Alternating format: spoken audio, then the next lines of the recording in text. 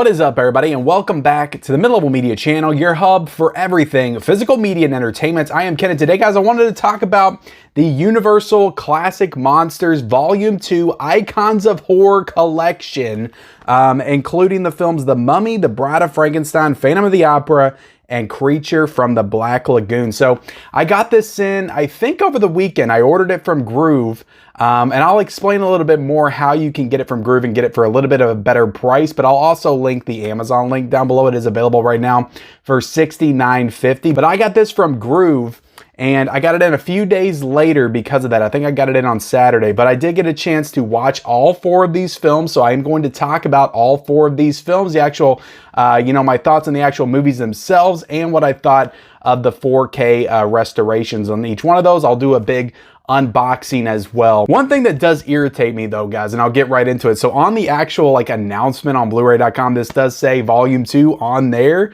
on the website, but they don't put Volume 2 on the packaging. They did the exact same thing with the Alfred Hitchcock collection, and it just really irritates me how they will not put Volume 2 on here, but it says Volume 2 on the actual website itself. But yeah, this is the sequel, I guess, the 4K collection sequel to last year's set, the Universal Classic Monsters Volume 1, which is a great box set that came out last year. I gave this one really high praise when it came out. Really enjoyed it. I really enjoyed all the movies. I thought the 4K restorations were beautiful. So the question is, does the sequel, does Volume 2 of the Universal Monsters live up to the hype? I know there's a lot of people that bought that 30 film set from back in the day, and they think they're good. They don't think they need any of the 4Ks. They don't want to have to go through upgrading all the Universal Monsters, because judging by what they're doing, where they're going, you would think that they're probably going to start just releasing these every year until they get to all 30 of them, again, being re-released in 4K. So I'm going to let you know, guys, is this set worth it? Is it worth your hard-earned money to upgrade the Universal Monsters, these Universal Monsters films, to 4K. And yeah, I got this in a few days later than it was actually released, because this one came out last Tuesday, and I got it in, I think, on Saturday. I ordered it from Groove. So one thing I will let you guys know is if you get it from Groove, it is currently $55 on Groove, or $54.99. If you sign up for the newsletter, you can get the $10 off or 20% off or whatever it is. I think it's 20% off, and get it for 44 bucks. So that's a tip for you guys. I did that and got this for $44. It's currently $69.50 on Amazon. So I will link both of those down below, the Groove link and the Amazon, but I strongly suggest you go through Groove. You might get it a little later than you would from Amazon, but you're going to save about 20-25 bucks if you go the Groove route. So definitely recommend doing that. Let's go to the table and do a quick unboxing, and then we'll come back and talk about the movie. So let's do it. Right off the top, beautiful cover right here. Beautiful images of the Mummy and the Bride of Frankenstein, Creature of the Black Lagoon, the Phantom of the Opera, with all the titles right there. You have the title of the actual box set minus the Volume 2. They just need a Volume 2 right there, and that would make this box set complete. So this is a very similar packaging to the the Classic Monsters set from last year, and also the Back to the Future and the Alfred Hitchcock collection. So if you own any of those, you'll know what to expect with this packaging. I know it's kind of been controversial ever since Universal started to do their box sets like this, but we'll get into that here in a second. But I'll show you the spine right there. You got the Universal Classic Monsters, all the titles below it, the Ultra HD Blu-ray, Universal logo right down there. Looks like I got a tiny little imperfection right there. No huge deal really though. 4 times sharper than full HD at the top. Universal Classic Monster films. You'll zoom in on a little synopsis of all the films. You got the classic posters right here, which are all beautiful. Hours of bonus features, behind the scene documentaries, features. Yeah, there's tons of bonus materials in here. Interesting that all these movies are rated G. That is interesting. And yeah, you got some specs down there. I'll kind of zoom in a little closer so you guys can see everything. And then, yeah, let's take this out.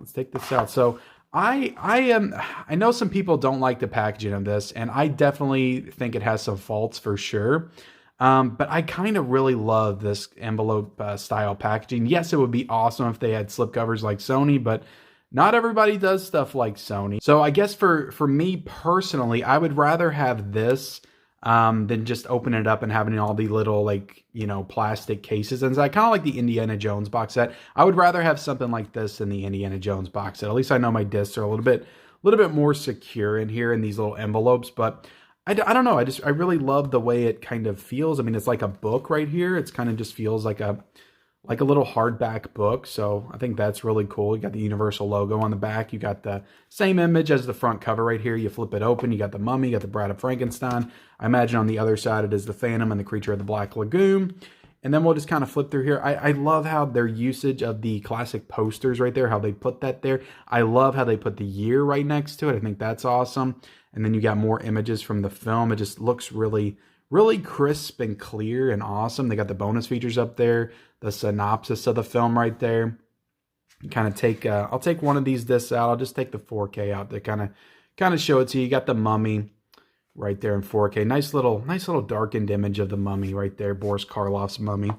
And I guess I can show you the Blu-ray as well. I think it's just the, well, I think there's an image on here too. But yeah, it's the Mummy, and it's another image of Boris Karloff. So I imagine it's the same image. But you do get actually, you get special features on the 4K, I know, but I think that you get additional special features on the Blu-ray discs. But I actually didn't pop in any of the Blu-ray disc. I just watched the 4Ks. You do have the Bride of Frankenstein right here, classic poster, 1935. Warning, the monster demands a mate. Really? All right, we'll get into it. All right, so yeah, some more images. You got the bonus features. You got the synopsis up there. Flip to the next one for Phantom of the Opera, 1943.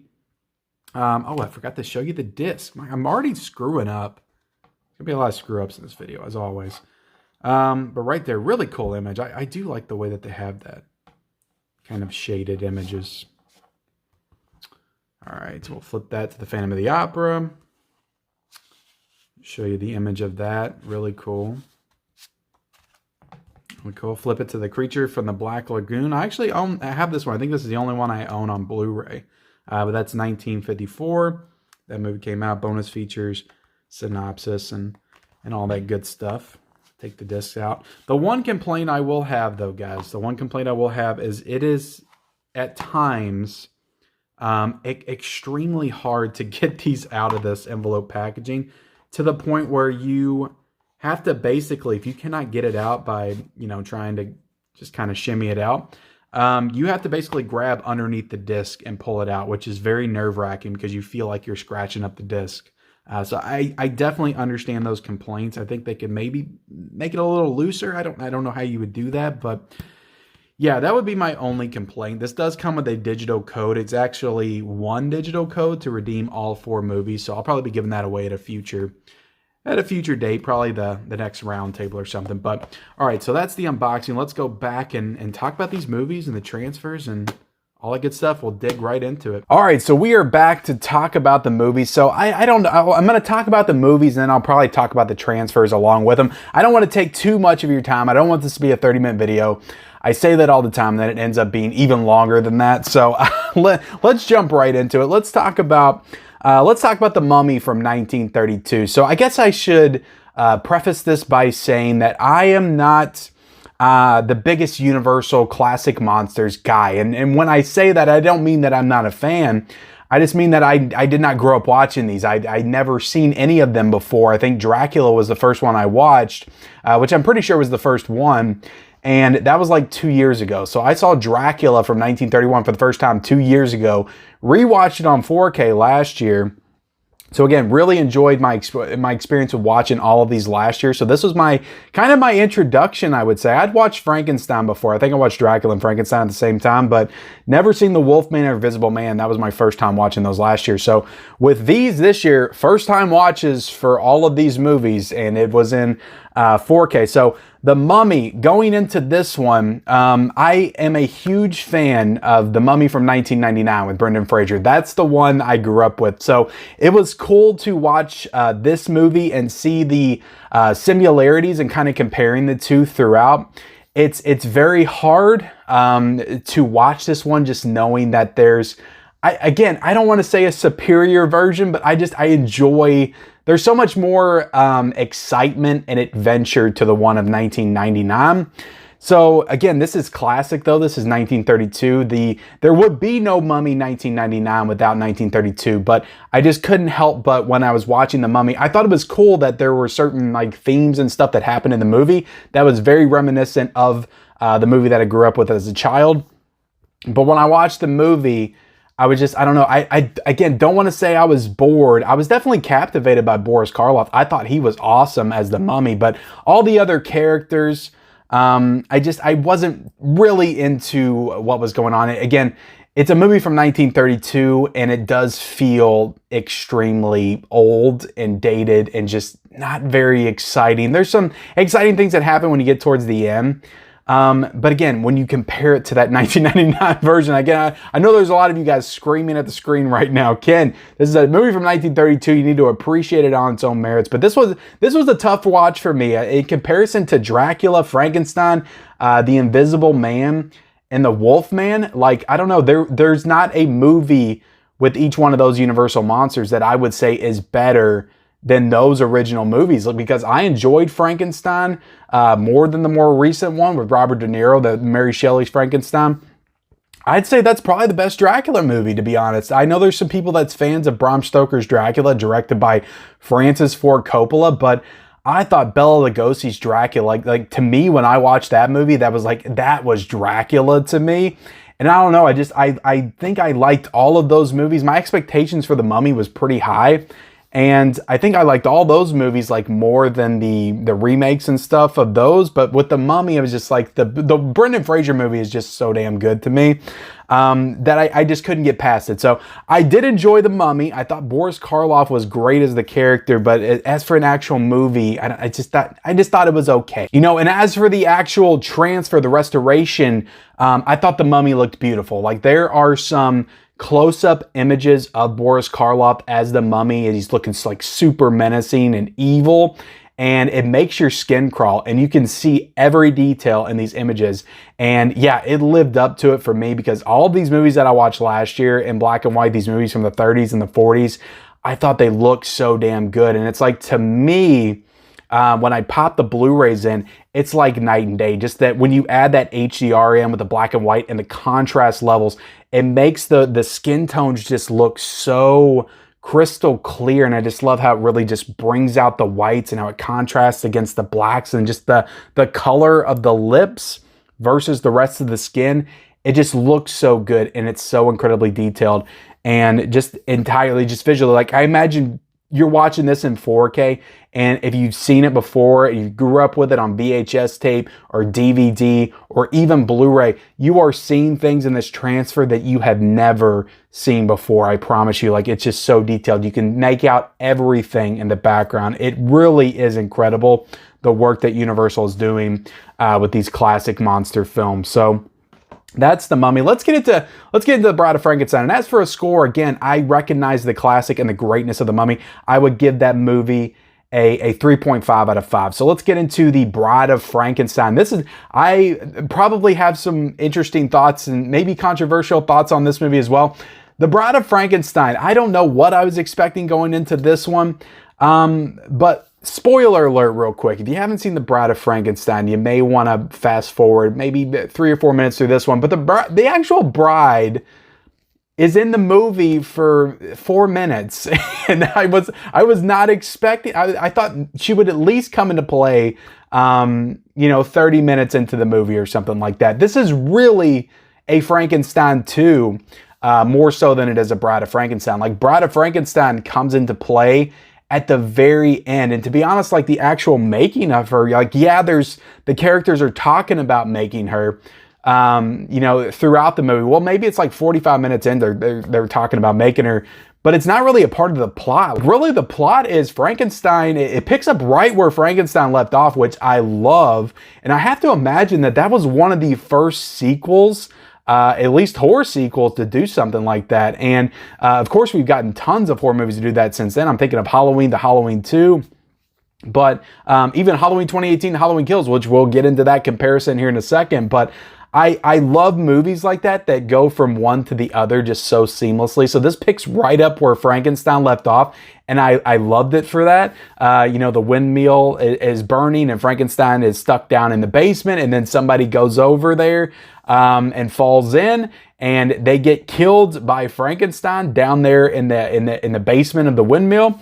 because he's still alive. He's like part burned and stuff. And this is where I get into the Halloween Kills comparison, which I found to be incredible. And I was like, wow, David Gordon Green must be a fan of Bride of Frankenstein, because this was such a similar opening. So the woman reaches down because her husband has fallen down in this pit, and Frankenstein grabs her hand and pulls her down, yanks her down. Such a brutal scene too. She just like flies down in the pit and like hits the little wheel on the way down.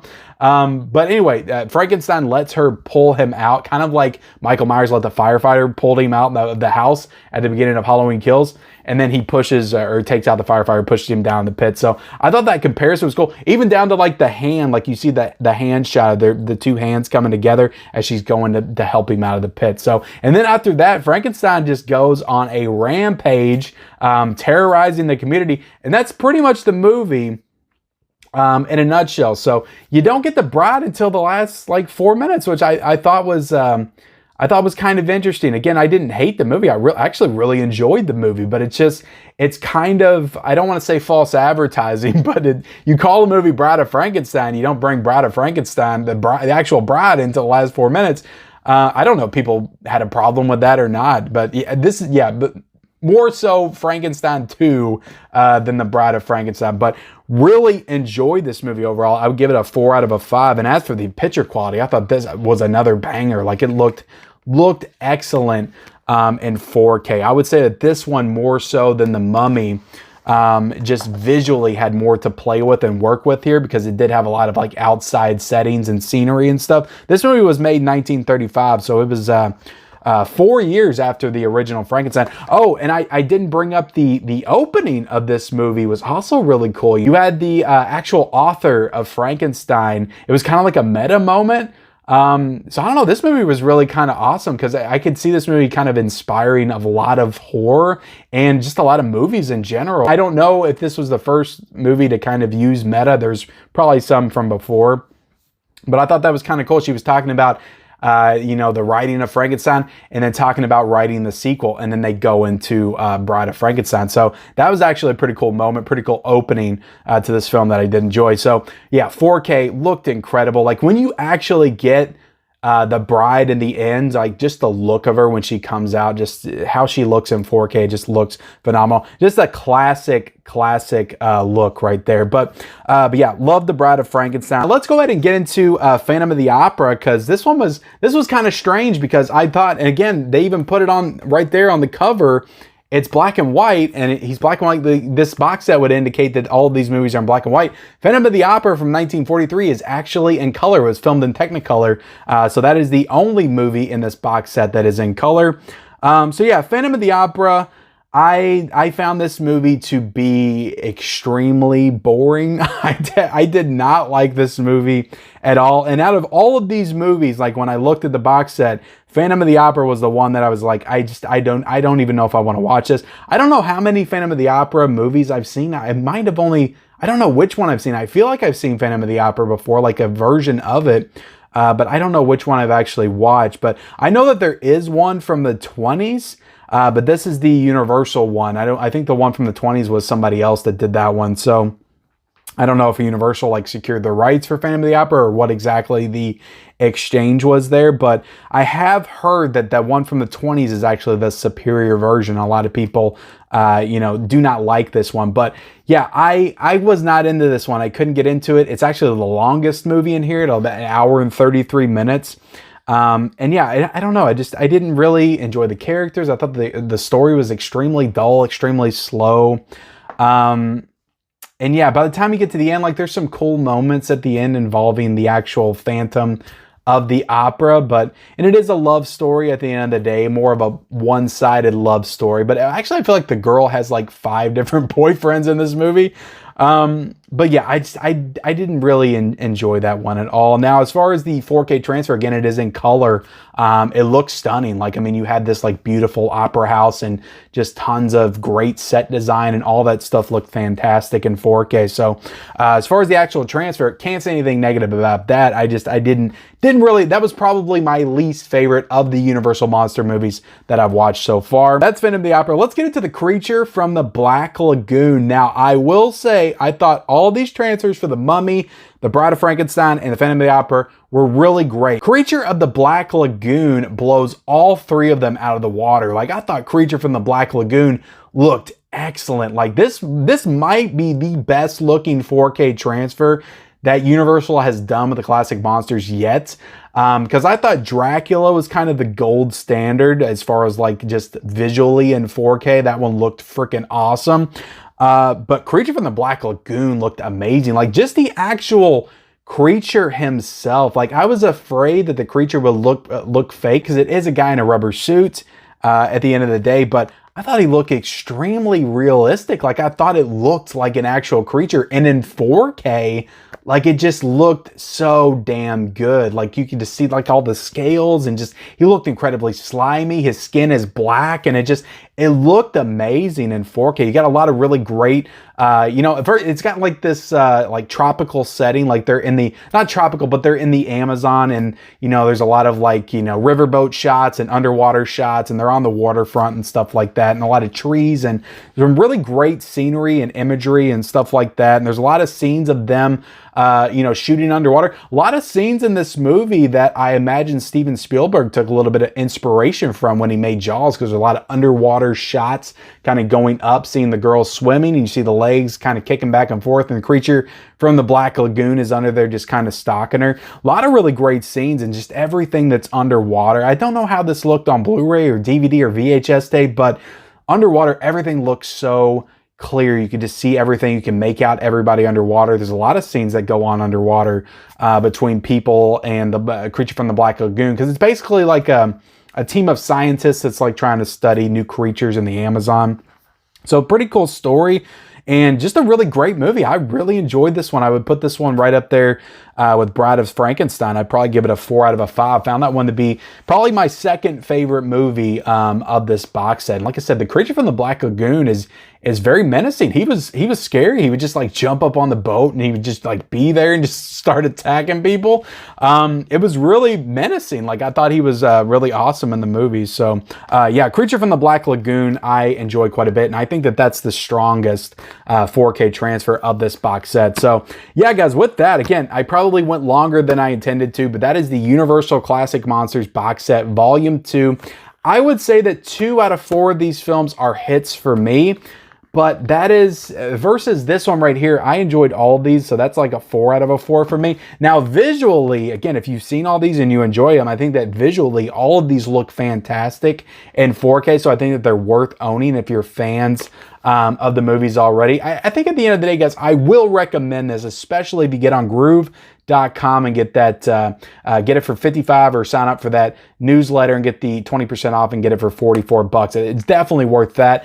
I don't know if I can recommend it at the Amazon price of almost $70 right now, but it is a great box set, some great transfers, some really fun movies that I enjoyed. I'd say I enjoyed at least 3 of them. I enjoyed 3 of them, loved 2 of them, thought one of them was a snooze fest. But in the comment section below, guys, let me know your thoughts on this. Subscribe to the channel if you haven't already. Hit that bell notification, hit the like button, and follow me on all my social media accounts. Those links are down below in the description, and we'll see you next time.